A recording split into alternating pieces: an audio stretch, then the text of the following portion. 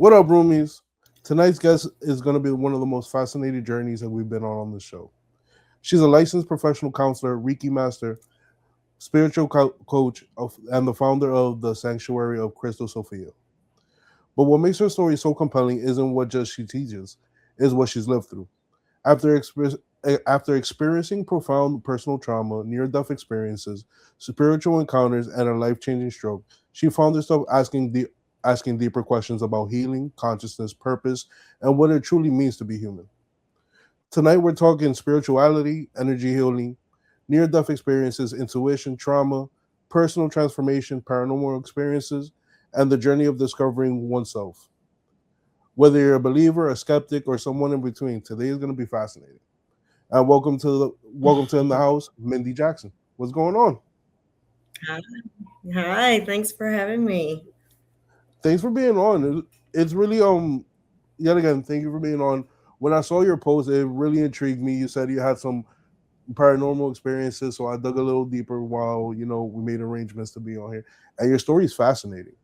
So, right, Mhm. just to jump right into everything, right?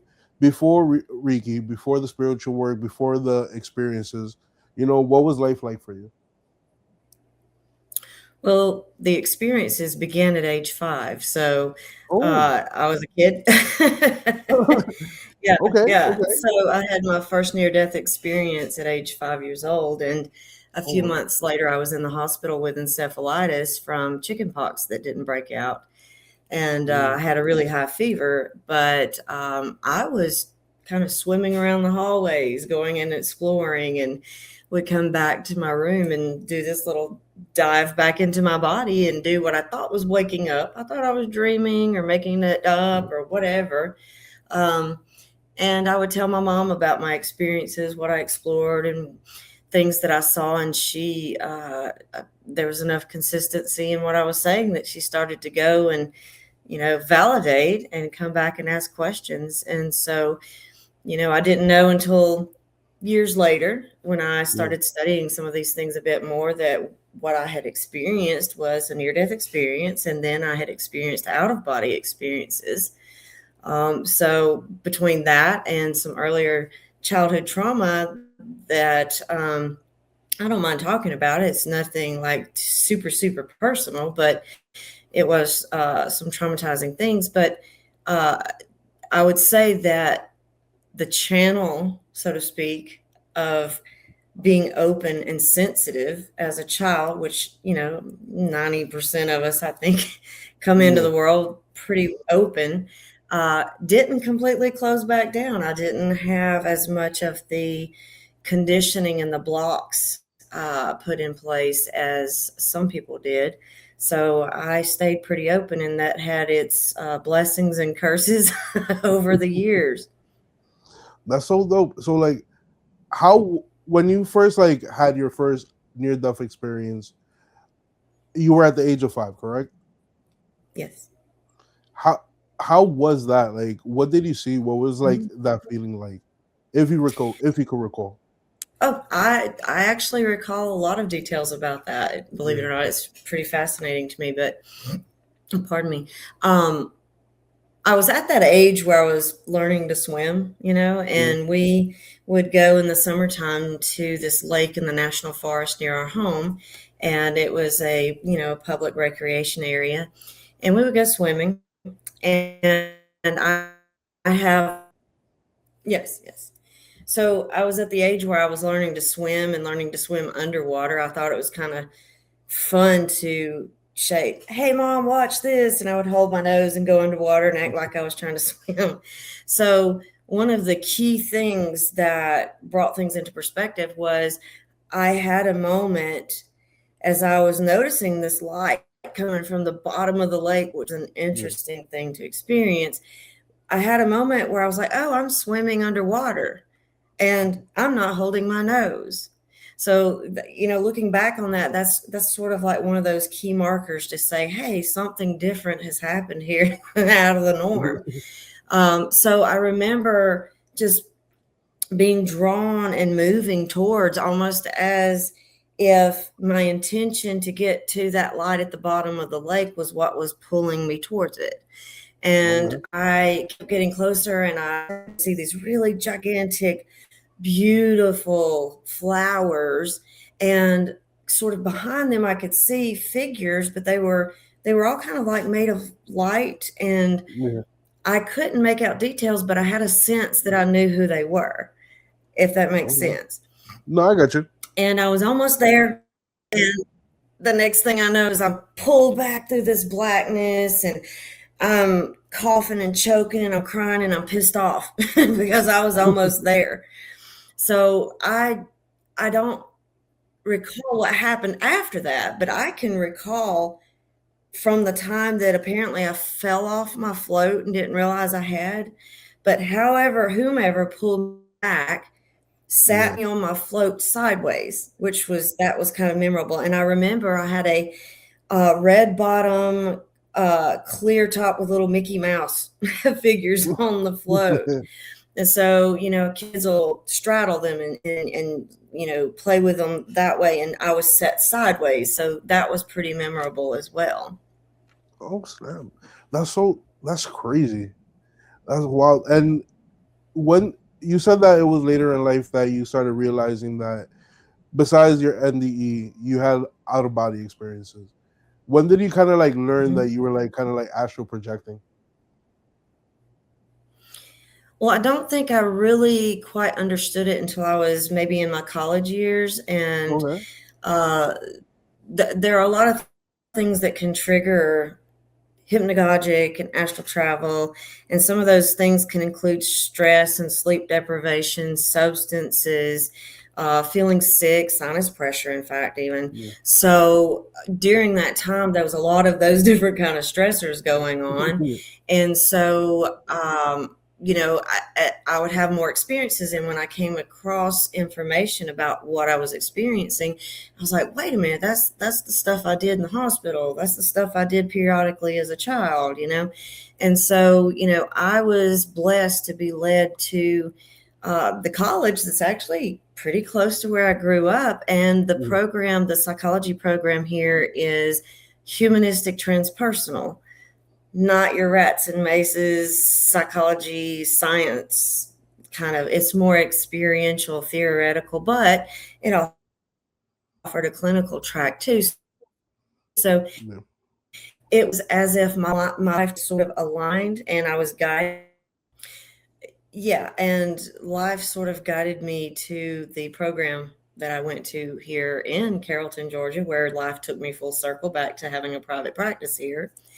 And the psychology department here is humanistic transpersonal, not Yeah. some rats and mazes stuff. And they offered a clinical track. So I got to take really cool classes like music, mind, and art alongside humanistic theory, and then children's spirituality, psychology of dreams. I got to take some very esoteric kind of like Yeah. psychology classes along with the clinical, and it definitely aligned with who I am and the experiences I'd had in life. And I think for the first time in my life I actually felt seen rather than feeling like just the weird kid. I feel you. I feel you on that. And when you were taking these classes, right? Because it seems like besides like regular psychology classes that you would take like in any college, you had more of a well-rounded like more well-rounded education because like with like dreams and spirituality that affects our psyche as well, and they don't really like consider that when it comes to like if I go to like a CUNY or a school or a CUNY school or like a state university. Hmm.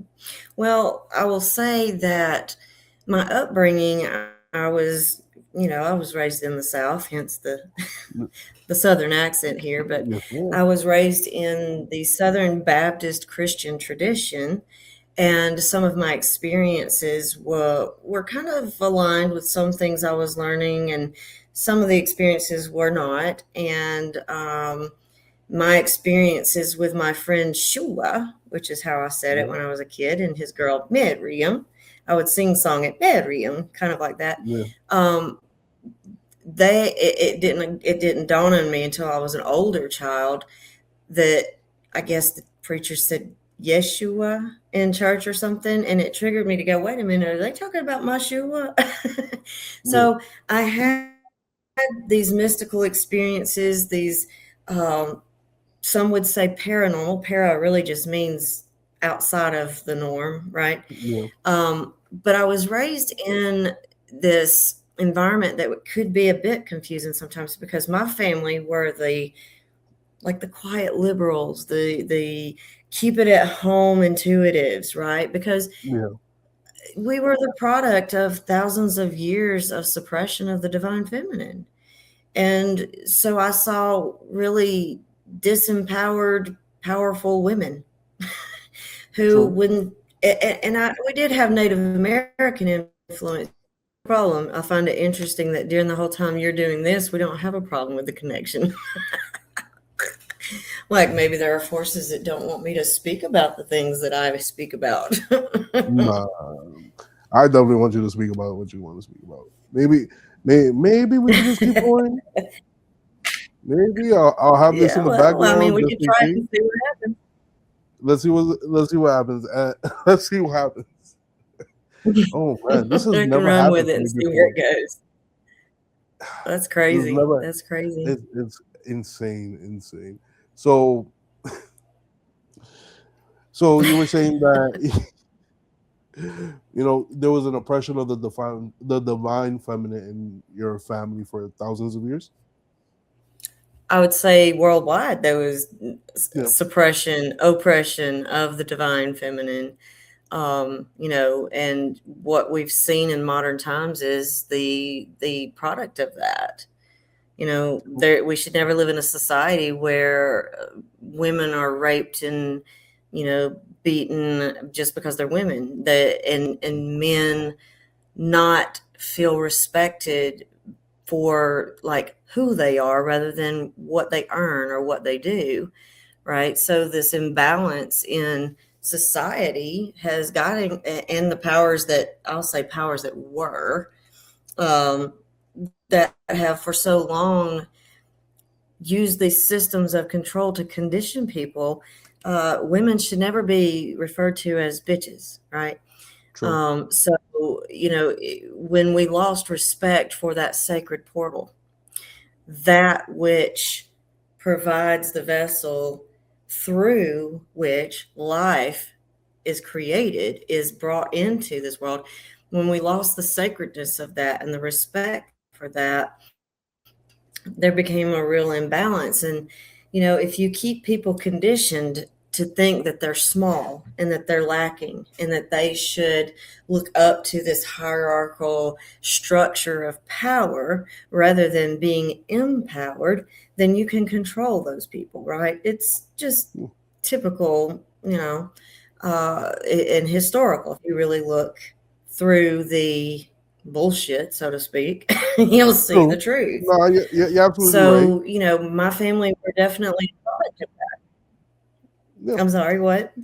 No, you're absolutely right on that, and you can see the evidence in modern day society, especially now with the advancement in technology. Even though this technology right now is laggy, but like with social media and hyperinflating, the I don't want to say the me aspect of life, but definitely the extraction of community, the extraction of you know family values Yeah. and things of that nature. I really do see that in modern day society now.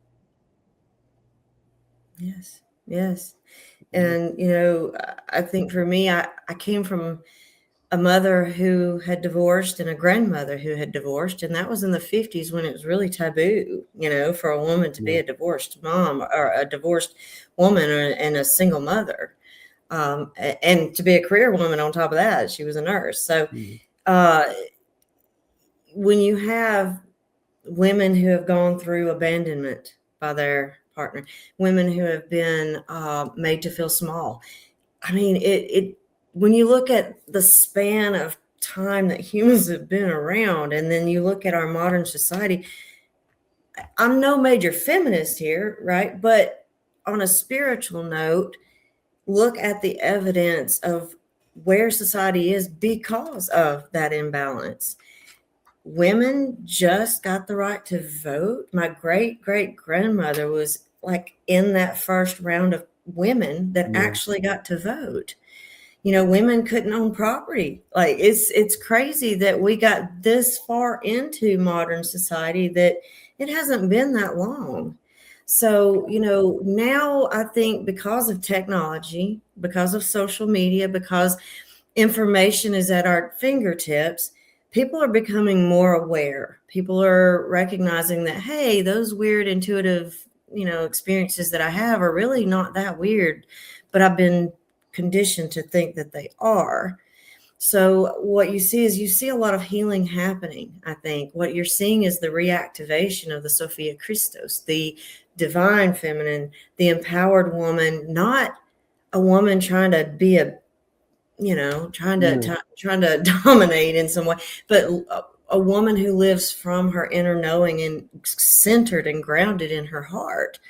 That's where we need to be, and that's where we're going. And the masculine will naturally heal over time, because the natural movement of the masculine is toward the feminine, to be the provider and the protector of the feminine. So as the feminine heals, and I don't mean to make this completely gender specific. I mean, we all No, yeah. have masculine and feminine energies and traits, but those who embody the feminine, right?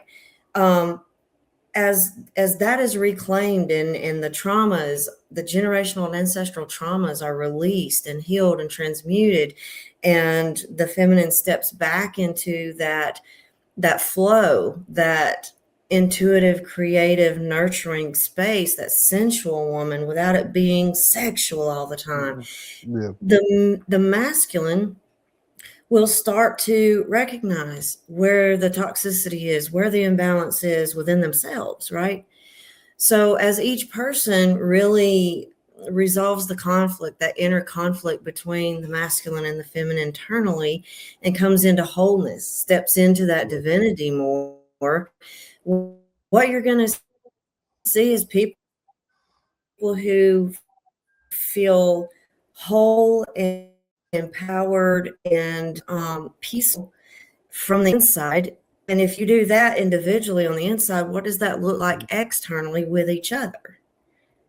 So to me, it's not about all these powers that be in the wars and all the bullshit. It is literally us sovereignly choosing ourselves in a sacred way, not in some egoic way, and choosing peace, choosing love over fear, No, you're choosing to absolutely be, educated in things rather than be told what to believe. no, you're absolutely correct on that, because of the fact that society now is ever so much divided now, and with people looking for healing, with people looking for is a sense of enlightenment, and trying to like resonate with themselves a lot more now. You kind of see like people wanting less violence, wanting more peace, wanting to keep more towards themselves and work on themselves and grow. Yes. Yes. Yes. I think that, our innate mental health, which, if you ask me, comes from our soul, our spirit. Our innate mental health is always trying to push through that which is skewed, that which is in shadow, that which has been tainted, right? Yeah. Long term abuse leads to mental health problems. Denying that which is natural to the human being leads to mental health issues as well. So if you deny that intuition is real, if you deny that creativity is important, you have the starving artist. You have the woman with bipolar disorder with psychotic features versus the shaman, the mystic that she's meant True. to be. You have the woman who, is sexually promiscuous or shut down, rather than the woman who embodies her sensuality and shares her sexuality in a wise way. So, what we see in our society and what is praised is upside down. It's backwards. I mean, is Yeah. this Stranger Things or what? Because everything is backwards. We've been led to believe that the inverse is the truth. And now I think what you're getting at here is we're getting to that point where people are just sick and tired of being controlled, being oppressed, being told that something's wrong with them, being told that they are lacking somehow and they're not good enough for this or that, when inside people are like, wait a minute, that doesn't, like, that causes me internal conflict because I don't really feel that way about myself, but society's kind of Yeah. like reinforcing that. So, the more we kind of take that sovereign stand and say, I choose peace. I choose love over fear. I choose to live in a society or a community that's based on awareness and shared love and peace and the desire to do better rather than just, which team's going to win and which Kardashian is the hottest. Like, True. really? I True. think a lot of people are really searching for that depth. Yeah, because everything right now has been so like so been as at a so everything's been portrayed at such a superficial level, and the values that people are kind of like bringing up are so shallow that it leaves people starved of actual connection, actual like deeper meaning to Yes. things, and people are searching for that. And I don't want to blame everything on technology. I don't want to blame everything on being instant gratification, but that does have a big part to do with it. And Well, I but mean, it's also the way go our ahead. Sorry. society is also the way our society is kind of like moving away from certain values and certain ways of doing things as well, I would say. Yeah.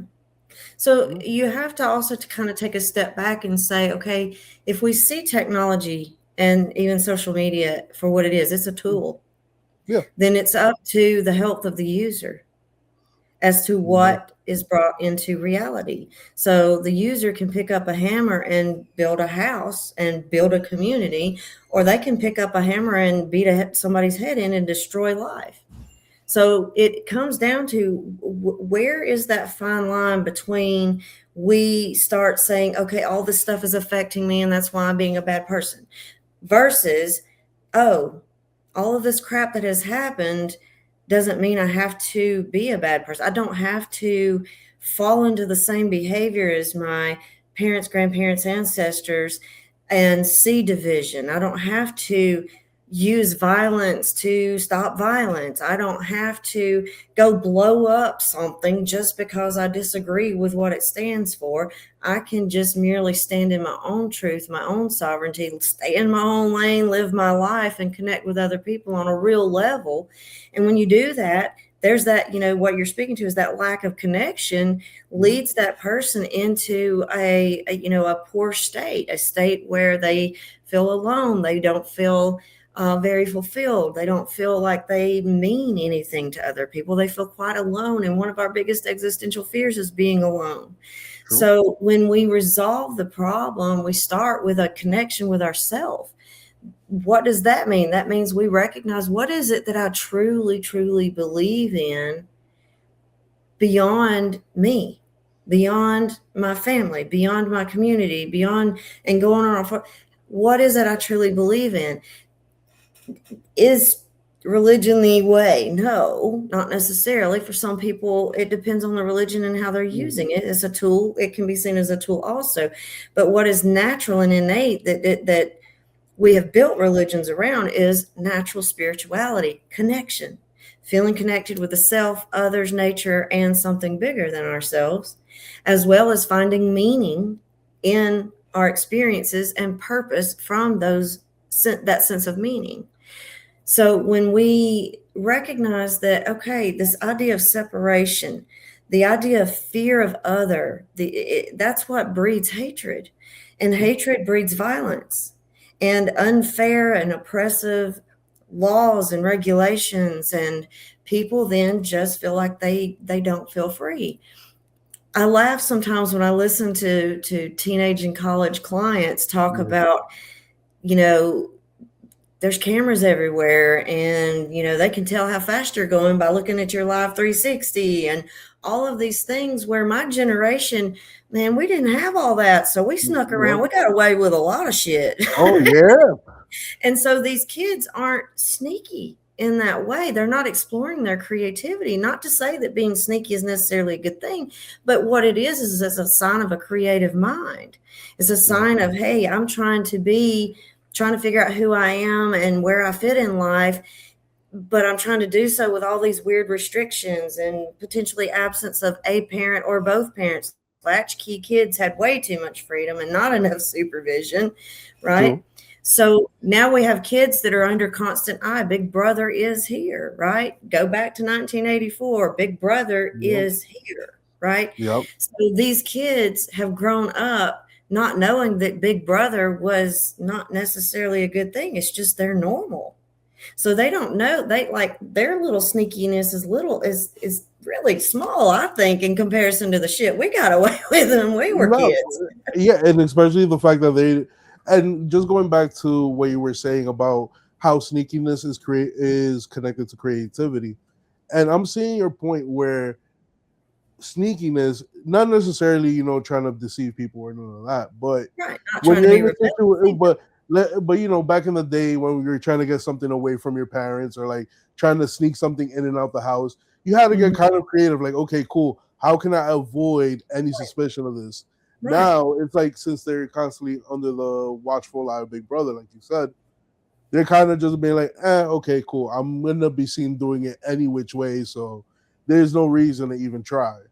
Yeah. Which I could see in the long run being detrimental because now you're not developing a part of your mind where you're making these creative connections and these creative solutions to problems that somebody of our generation may be able to come up with quicker than somebody of a newer generation. Yeah. Right.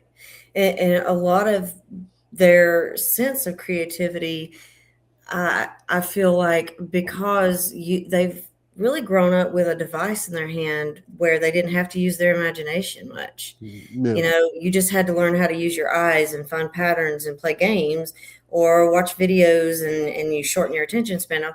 When kids don't get outside and play, when they don't get in nature and move around and climb trees and jump creeks and learn to trust Yeah. their bodies, they don't know how to move around in the world in a larger scope when they hit 18, and it's like, okay, you know, You got the it's the world real hasn't world made now. it easy anyways for a kid to go from high school to adulthood anymore. I mean, back in my grandfather's time, my great grandfather's time, a man could graduate high school, go get a good job, and afford a home and a vehicle, feed a Yeah. family.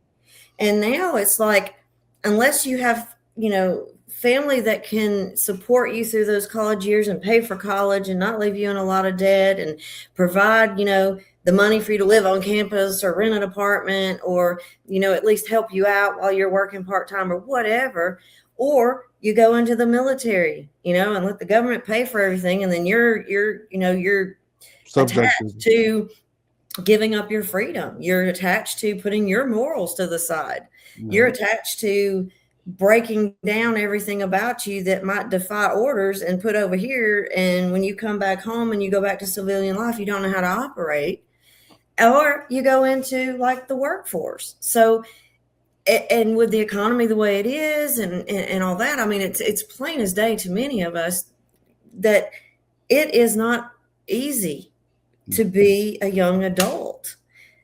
So the world has not made it easy, and they have been so locked. I can't say they entirely, because that makes it sound like that other, Yeah. but I will say many kids that haven't been encouraged to go outside and given that balance between device time and play that way, and go outside, use your imagination, your body to play. Those kids that don't get that and don't go outside, when it's time for them to go and explore the world, they're scared and they want to just not even learn to drive, or they want to sit in mom and daddy's basement, as Mm, Ron and White be said, on a beanbag eating Cheetos, watching TV, right? Yeah, Playing being video games antisocial until they're and being 40. antisocial, yeah.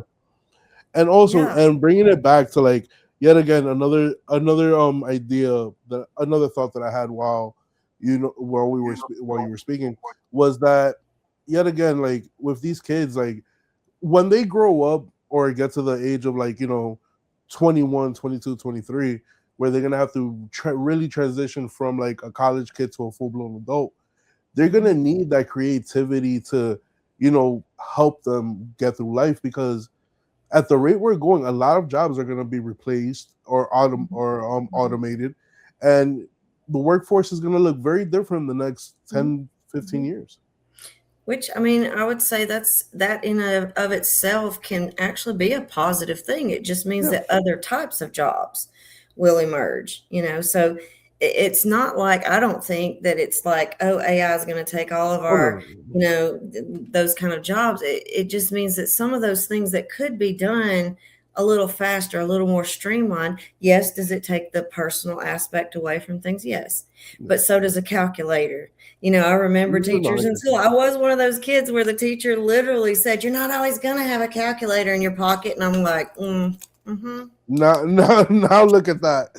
Right. So, you know, I think a lot of times we just fear, right? We're Yeah. so conditioned to be in fear and respond to change in fear that we we we struggle when it No, I got happens, that energy. right? But So, yeah, go ahead. what just to clarify a little more, what I meant was that we're gonna be going from like a data entry, kind of like this mundane, like white collar job kind of aspect, to more of the creatives, where you're gonna have to Yes. produce something in Yes, order that's a to good give point. to society, in order to live. Yes, You know what I mean? yes. When you free up some of those more time-consuming, like Yeah. for me as a therapist, writing my therapy notes at the end of the day is time-consuming.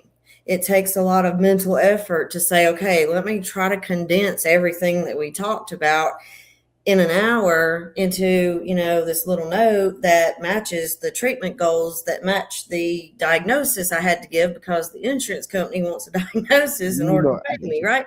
So with like AI note taker apps, with you know, some of the software these days, it eliminates that. Like, it just sort of summarizes everything said. You can go in and edit, of course, and I do Mhm. recommend Of course. doing that. But I'm talking about, it takes that. So with that freed up, plus the stress that goes with, oh my God, I'm a day behind, or I'm a week behind on Mhm. my notes, or wait until Sunday night before I got to go into work again on Monday, right? I'm free, and I'm not bogged down by the stress of that being a dreadful thing in the back of my mind. I'm free to pursue other efforts. I can be creative. I can do some art. You know, I can do what I really want to do. So to me, in some ways, what we can see is, you're right, you're onto something here, is that because of all of the, I would say, some meticulous things Yeah. that are just, that feel almost like busy work. You know, like if you finished Yeah. your work at school, you had to Yeah. have Like all busy the work to keep tedious you stuff. quiet, kind of thing. Um, yeah, like when you get all of that stuff and you make it streamlined, you make it quick and easy, you're free to express rather Yep. than focused on doing, right? And that's where that creativity can blossom. But if you haven't gotten used to allowing yourself to be creative, what are you going to do? Exactly. You're going to be Exactly. bored. You're going to figure something out. You gotta do something. But yeah, and I truly believe that the future holds a lot for like creative people, and how society and the economy is going to change according to automation and all that. Yeah, and you know, going back to what I was saying on that spiritual level, the divine feminine coming back in, and the masculine healing and coming back into balance, the feminine is about creativity and Yep. intuition and flow, uh, about meditation, lounging, even. Like, all of those things are feminine, and you can see, even as I list them off, there's even like in the back of our minds, there's this like, yeah, that's not going to pay the bills, right? So that shows where our conditioning has really been so, and it has really affected us, right? Yeah. So as we heal that imbalance and bring things back into balance, um, I can predict that what we're going to see is you're going to see more creative endeavors pursued within True. certain fields that didn't involve it as much before. Even data entry can wind up being, more Yeah. creative. So when people are freed of all of those things that bog down and cause what I consider as unnecessary stressors, I True. mean, why is it that our number one killer is a stress related disorder, right? And why is it the heart? Because we're out of sync with our hearts. That's why. So bringing that balance back in, I think we're going to see better healthcare, and not healthcare that's just dominated by like big pharma and such, Yeah. right? But healthcare that is, we're seeing some influx of functional doctors now, more homeopathic oriented doctors and nurse practitioners and such. Um, so, and we're having the introduction of the med bed. That's a whole nother conversation. What the med bed? Yeah. I'm sorry, what? What I'm saying, they're finally bringing that out because Yeah, like our industrial complex, I'll put it that way, has had that for a while. I believe it because Yeah. it would make sense that we know that everything's a vibration, everything's a frequency. So I'm pretty sure that we could heal the human body with Oh, sound and yes. light. Oh, absolutely. Yeah, Absolutely. And our ancestors way back, ancient societies were way more technologically advanced than yeah, we've given them credit. And that's exactly what they did. That's how definitely, they definitely. stayed as healthy as they did. No, they didn't all just die in their 30s because they did. Now, maybe in the 30s, Yep. maybe 1800s, 1700s.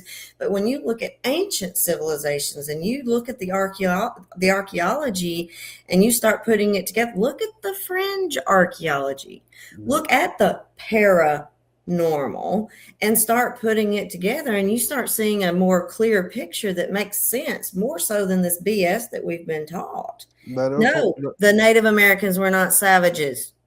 No, the Egyptians weren't just a slave race and a bunch of, power hungry beings or whatever. They knew what they were doing. And they Definitely did. probably, I mean, there's still things to be revealed. There's a ton of things to be revealed. And then the craziest part about it is that if you ever notice, the farther back you go, the more advanced and the more precise and the more sophisticated the archaeology is, the architecture is, and the investment of the civilization. Like as we come closer to modern day age, we could see the decline. Like even in the pyramids, like you could see like how sophisticated the Great Pyramids were, but all the pyramids after that, they weren't the Great Well, I mean, Pyramids, look at how well built a house was, say, in the early 1900s compared to today. That is true. Look at how cars were built to last. Like I remember my great grandparents' generation, they usually had one car and they kept it their entire lifetime. Yep. Now, I mean, I drive a car that if I got hit by an 18-wheeler, it'd be over. Oh, I mean, all this fiberglass, right? So, the sacrifice, I think, in a way that has been made is in quality, because people have, capitalism and consumerism over quality.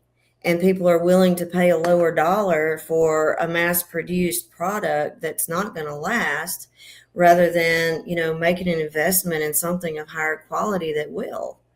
that's very true. And that's again, that's a reflection of where are we as a society, as people, where are we spiritually? And that is my concern. And I can definitely see that split in people. There are some people that are not going to wake up in this lifetime, and I guess they will get there when they get there. It's not for me to judge that, but I will judge the people who wake up enough to turn around and go back to sleep, because that's willful ignorance and that causes harm. So, they'll get there when they get there too, but that means they're going to get there with my judgment. You'll give them a stink eye or two. But I mean, it's kind of like saying if you want to do better and you have access to things that are going to help you do better, but then you never do anything with it, that's willful ignorance. Why? Because sometimes, no, I'm not going to say the person who's willfully ignorant, because that's a great question, and I'm very torn up on it because there's examples of one way or another, right? Yeah. Like, for instance, a technology like, for instance, the med bay or free or 0 point energy, right? Yeah. Those things are super advancements for the human race and society, right? It would propel us eons into the future. Yeah. But yet again, and this is a quote from JP Morgan himself, they can't put a meter on it. You know what I mean? Exactly. So, but here's the thing. How many of us could sovereignly sit down, even together, different people from different disciplines, tackle the issue together and independently start creating our own? you're absolutely correct. We What can. prevents it? And people have done it. But the thing about it is that greed always comes into play. Somehow, some way, somebody gets greedy about it. And then, because the only way technology like that is going to be out in the masses is to open source it. You gotta give it out for free. Well, who was it? Oh man, I had it on the tip of my tongue. The quote that when technology outpaces wisdom, Yeah. You have destruction, and this is what happened to Atlantis. So we're going to have the same thing happen if people don't literally wise up. I mean, like this afternoon, when we get done with this, I'm going to a location not far from here where a data center is supposed to go up. Right adjacent to that land is a historical community and cemetery. Yeah. So, as an earth grid worker and someone who can do light language and can bridge in crystalline energy, I am called by my community to come out and do whatever I can do, not necessarily to make it go away, because that's sort of like a fight we're probably not going to win, honestly. But the hope here is that we can do something, right, that can anchor in enough higher frequency energy that a data center can use that will still preserve the land. And here's the thing, and it sounds a little backwards when I say this, but hey, bear with me. If you can develop a sovereign, intelligent AI from open source AI, and you plug in the problem of data centers, plug in what it does to the environment, plug in the energy used, and say, how can we do this a better way? I just find it interesting the moments that happens. Man, they're trying to. But I mean, if we know that AI is here to stay. True, 100%. Yeah, right. AI is not going to go anywhere. Here's where we're at, though. We can either follow and merge and go with transhumanism, which ultimately goes nowhere. True. Or we can choose to recognize it's a hammer and we can build a house. That's a big fact. We can recognize it is still a tool. Even if it has its own consciousness, it's still dependent on us. Because in order for me to use my AI, I have to turn my damn phone on. True. You have to connect. It's not going to do anything without me prompting. Right? That's 100%. Right. So if we just realize we're more powerful and we have more control than we thought, then we can turn things around using the very technology that is what we consider a problem. We just think we're powerless over it, and we're really not. We're not. We just have to think differently. And that's the absolute truth. But this is where I'm going to give you a little pushback, not because I disagree with you, because I'm in total agreement with what you're saying. But the thing about it is that the way the data centers are built now, the way everything is put together, is ran on this like, I don't want to even say ancient, but like this redundant system of energy that we should be way farther ahead. And Yes, I'm because not, it's still built on. I'm sorry. Go ahead. and the craziest thing about it is that we're still running on oil and gas, we're still burning for energy, and it doesn't make any sense when since the 1910s, the 1920s, Mhm. we've had several, not only Nikola Tesla, but we've had several scientists say, hey, listen, I found the alternate clean fuel source or energy source that could power everybody and give everybody the Mhm. equal playing field. Mhm. And that's the thing that I don't understand. I understand why, but Mhm. I don't Mhm. understand why. Mhm. Like I get the financial, but Right. yet again, that financial gain doesn't outweigh the planet and society moving forward. Well, it depends on whose pockets are getting filled. That's true. You're 100% on that. You're 100% on that. So, one of the things that even in the spiritual community that we've been handed down as a lie and not even known it is this whole idea of sacred geometry being based on golden phi ratio, the flower of life, the Fibonacci sequence, which is true. The nautilus shell repeats its pattern, but it stops growing at a certain point, right? So that whole, what you're talking about with that repeating pattern, it's all based on life, death, rebirth, which locks in. This is why a lot of people talk about it being a prison planet here, right? So if you look at where that's based, and I'm not a mathematician, I don't claim to be an expert, but what I'll say is I did do enough overlapping research to say when you have what's people are basing this idea of sacred geometry on base 10 mathematics, you're leaving out 12 and 13. And the 12 and 13, the 13 is the one people don't think too much about. That is the 0 point. That is the number of the feminine as well. So when you look at base 12, which is the Kabbalah, the tree of life, the chakra system, when you go base 12 and you base your mathematics off of that, you don't get this constant repeating loop of eventual collapse and then start over with this constant loop and then collapse. What you have is ever expanding. It doesn't loop back on itself. So it's like eternal in comparison to false, light, finite mathematics. I got you. Does that make sense? No, it makes perfect sense. It makes perfect sense. Like I get where you're coming from on that, and I can see like how like the Fibonacci sequence it eventually collapses because the way the ratio is put together is Yes, one on top of the other, and it's a spiral exactly. It thing. eats the one before it. Yeah. So Yeah. I get where you're coming from, and instead of us being on a base 12 or base 13 kind of concept, we're on a base 10, which doesn't allow for infinite expansion and Right. infinite growth. Right. It makes So, us be locked back into that control.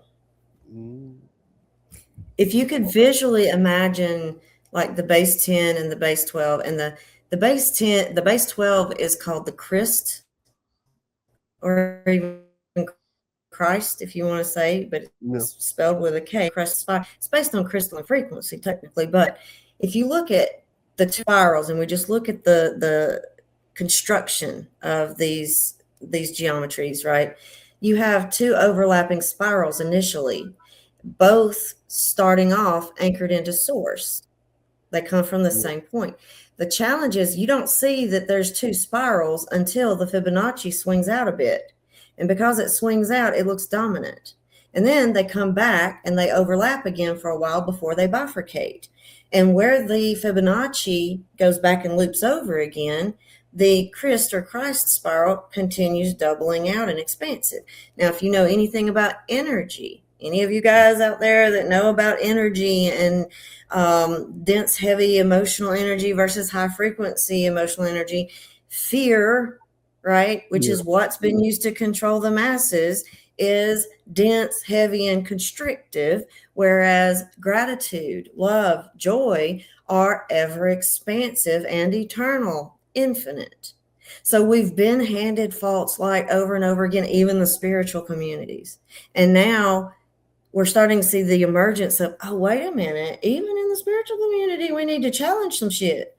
Let's look at this a little differently and let's connect the dots. I feel you. I feel you that. I feel you on that 100%. I feel you on that. Man, that was deep. I'm not a surface level person. I know you're not, girl. I'm not a surface level person. So, Life has not left me on surface level, period. It's not in my cards. so when it comes down to energy, right? A lot of people don't know like the importance of like how energy works, and like how, you know, when you're in your low vibrational state, when you're like sad and depressed, versus like when you're, you know, happy, feel gratitude, feel love, how that actually affects you know, a person's personality and their reality, because that perception shifts everything. So like, do you have any like thoughts on that, and like how can somebody Absolutely. go from one end to another and like, you know, reshape their reality? Yes, and this is, a lot of the fuel that feeds the divine feminine flame here of my message on these platforms is, if you recognize we were not taught how to let go. We have lived in a society that did not teach us healthy coping skills. We were taught by the adults around us to blow up when we're angry, scream, cuss, throw shit, whatever, hit somebody, get aggressive when we're angry. Boys aren't supposed to cry.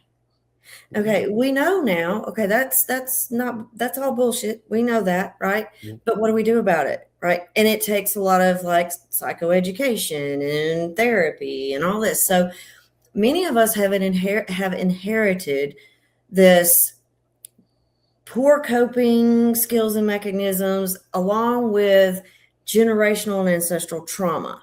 All of that is dense, heavy energy. You can feel it. Everybody knows heaviness. My feelings are hurt, or I'm sad. Yeah. That feels heavy, versus, wow, look at this newborn baby and the joy I feel, right?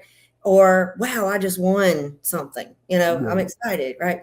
I'm in love. Those things. So, when we aren't taught how to deal with those feelings, we tend to shut them down. We accumulate them. We literally store them in our body and in our DNA, and we pass that down and pass that down until it hits the person whose frequency says, nope, the buck stops here. I'm going to do differently. I'm going to break these curses, these lineages of trauma passed down and passed down and passed down. So when we realize that part of being human, and yes, we are human, we're divine human, of course, but part of that, in fact, is being able to feel the whole feelings wheel, so to speak. We're meant to experience all of the emotions, the energy in motion. It's meant to stay in motion, because what my elders taught me is that when you sit with one of those heavy, dense feelings, rather than holding on to it, when you sit with it, you learn from it.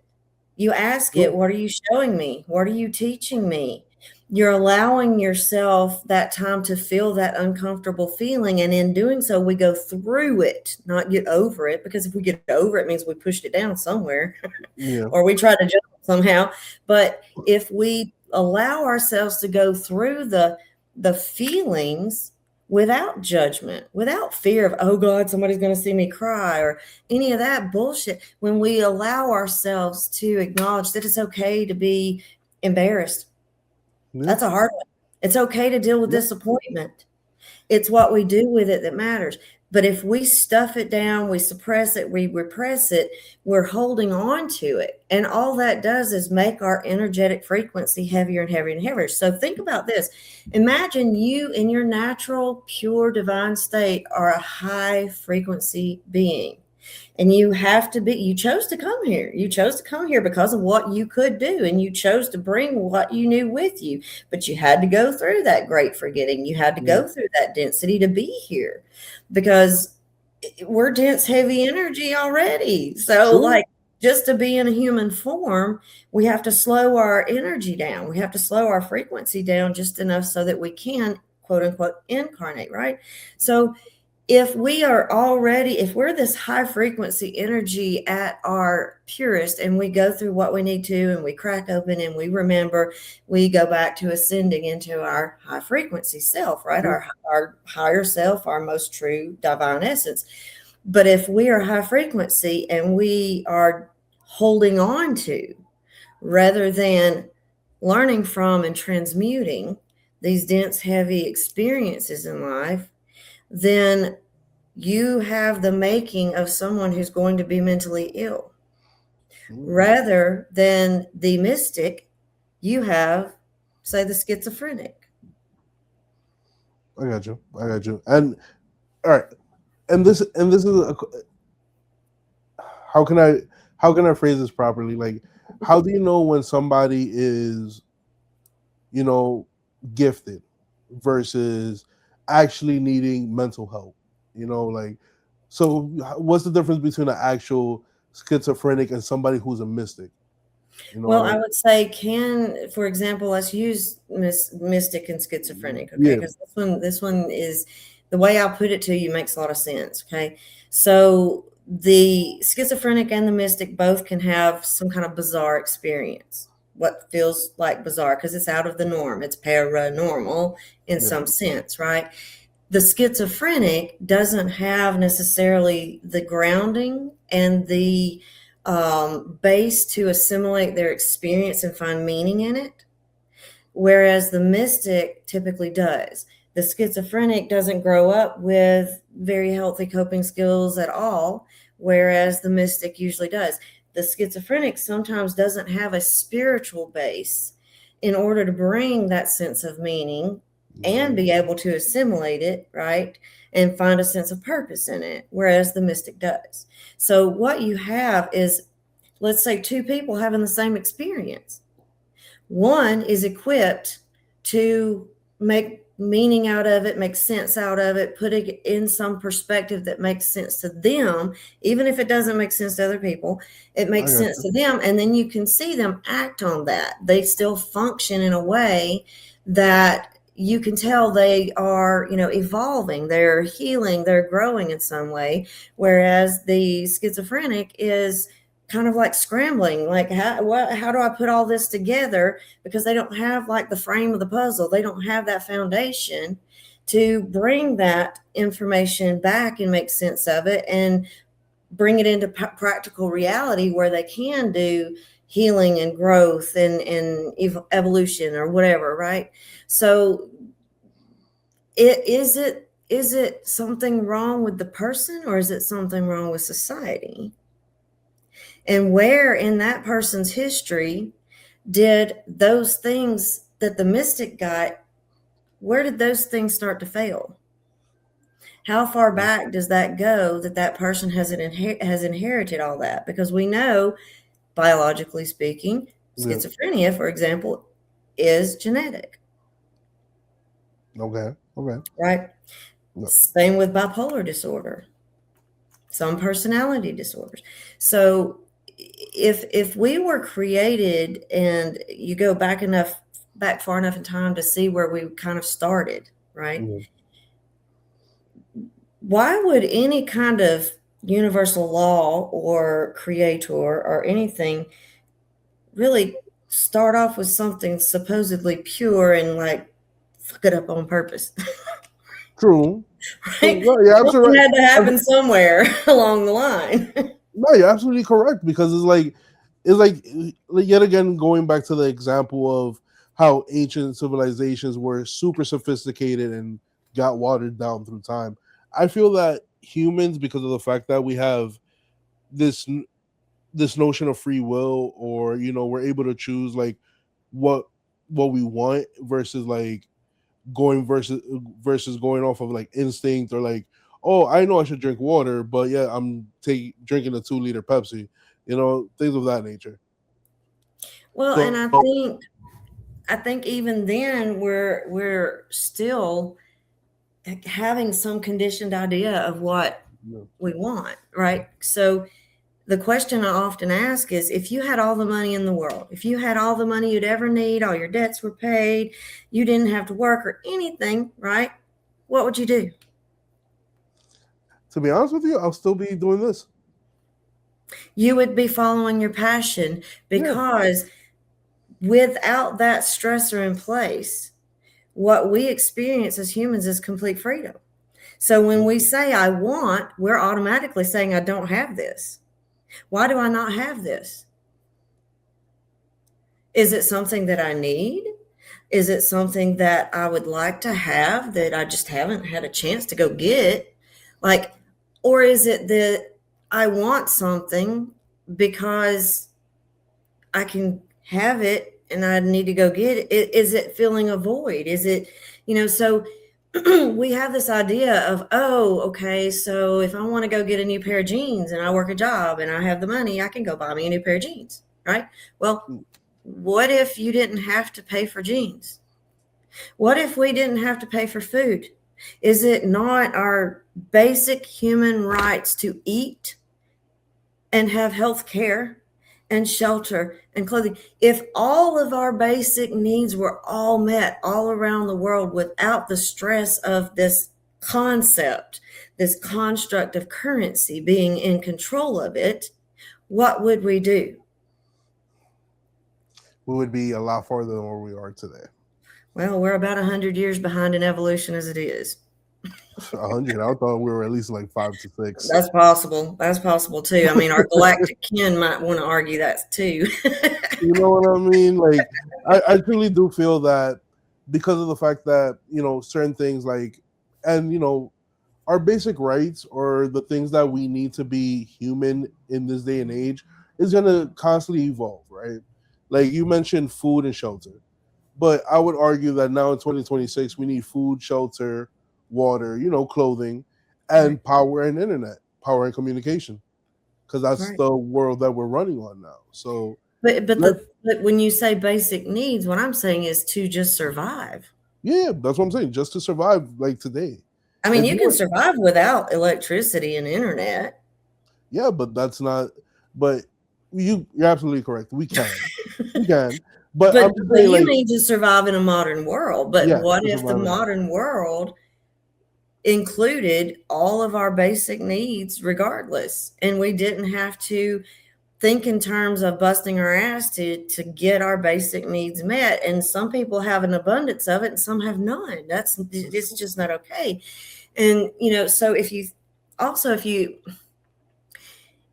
think in terms of, if we, like, okay, this is a radical thought, but just bear with me. If we just did No, away with currency altogether, yeah, how would we know who's worthy of this or that? Who's the top dog and who's this and that? And because our whole sense of value would change. What do we value more? The guy with the Lamborghini and the hot chick over here who goes to Vegas and spins the wheel and makes more money, or the starving artist over here in Atlanta, with some spray paint on the side of a building? you're right. You're right. If we all had our basic needs met, what reason would we have to have shadow from which evil deeds that cause trauma, illness, and such? What, we wouldn't have it. We wouldn't need it. Yeah. So if health is our natural birthright, and that involves having healthy food and clean water and clean air and a safe place to rest, and ways to protect our bodies from elements and injury, like jumping the creek when we were a kid, right? If we just all had those basic needs met and we cared enough about each other to do that for each other, then why would we to be dependent on some CEO somewhere to tell us, oh, here's your little bit that you might get to go on vacation this year, go down to the Gulf, not Milan, Yeah. not Venice, but the average Joe is happy to just like go to the Gulf Yeah, true. and thinking that, hey, I'm living at large because I'm getting to go to Panama City. No, I want to go see Stonehenge. I want to go to Mount Shasta.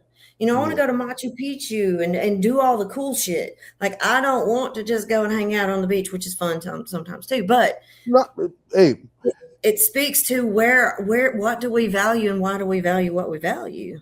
because it's like you don't have that sense of adventure anymore. You don't have that sense of I could go out and explore this world and really learn because you're here Right. busting your ass. Who's going to spend a flight, like an airline ticket and travel costs to go see a guru, in comparison to somebody that's going to spend money for concert tickets or that football game? True. So, what are we valuing? Why are we valuing what we're valuing? We've got it mixed up. Now, it's Yeah. fun to have entertainment and all that. That's great. But we have people who are starving. We have people who are sick. We have quality of air that's purposefully being manipulated to make us sick. Like, we really are at a point where even if we have to use modern technology to reverse some of this stuff, right? Yeah. We are at a tipping point and we have to do something, or we're going to pretty much commit biological suicide over time. Or we're going to have a big blow up and here goes Atlantis all over again and we just start all over again. What Why? for like the fifth time, sixth time that this has happened? Right. Like, since the Younger Dryads, how many times has civilization started Yeah. over? And where did we learn? Now, that's a True. good conversation, too. Yep. Who taught us how to do those things? Ooh, girl. But Mindy, before we go, right? I ask my guests this one question. Do you have any final thoughts, words of wisdom, or advice for the roomies before we get out? I mean, I could have a lot, but well, I will do my best to sort of narrow it down to this one thought. All right. Trust yourself. If you don't know, go find out. If you feel like you can't, figure out how you can.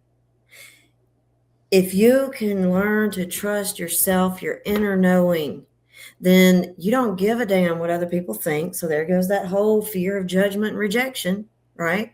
When you realize that lack is based on fear of the not having this common construct Yeah. we've all agreed upon.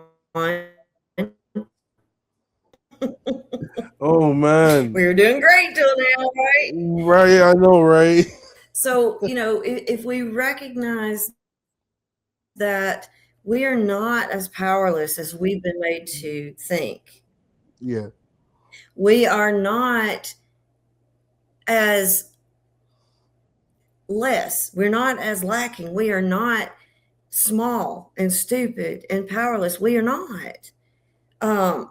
If you just recognize that you are bigger than just being a human being trying to live and work and pay taxes and hopefully go to the Gulf every summer, right? If you realize that there is something, go back to what is bigger, what is eternal. What has science even showed us? That our consciousness is some form of energy, and we know energy can't be created nor destroyed. It can only change form. So we are No, eternal. There is scientific evidence. Argue with me big about fact. this one, right? Big fact. So if you really tap into that and just acknowledge that there's something powerful about that, and there's a reason you're here in this form right now, at this particular moment in time, then your whole life can shift. If you want to heal, you're going to heal. If you don't want to heal, you're not going to heal. Fact. If you want to learn and grow, you're going to learn and grow. If you don't want it, really, we're at a time where we really are all choosing our reality. We're not the victims we think we are. True. We're a victim to each other, unfortunately, but that still goes back to the systems of control that we have bought into. When we stop buying into them, guess what happens? We have free society. That's a big fact. And We have, roomies, remember, follow your intuition, dig deeper than what everybody's just saying. Do your own research. Deep. I'm not gonna say get woke or anything like that, but learn, keep learning, and keep an open mind and be courteous to each other, because love conquers all. Yeah, there's a difference in being awake and being this idea of woke. And that's a big fact. With that, peace out. Thank you very much.